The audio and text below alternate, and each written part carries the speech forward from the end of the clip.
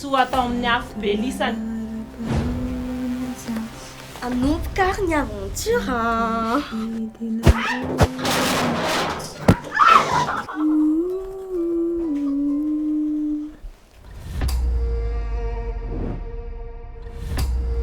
Tena sapanahonahitra dre.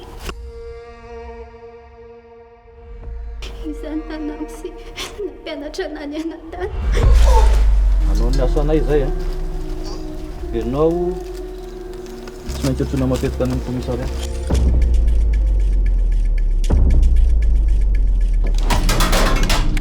Mety efa alina angamba no any ty poziny ty tena tsy vitako ty.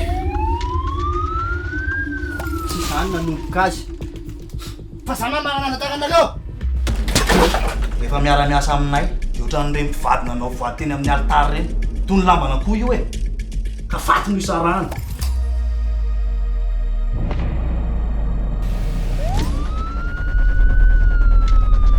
Tsy nampoziko mihitsy le tolaka le ranay ay fantsika le nataony tsika teo iny. Lasao sa tiana ataoko fa vitsony fotsiny zanako koa. Tsisy mifamangivangy zany tsony aleva de Fa mbola misy inona ihany ty vavy.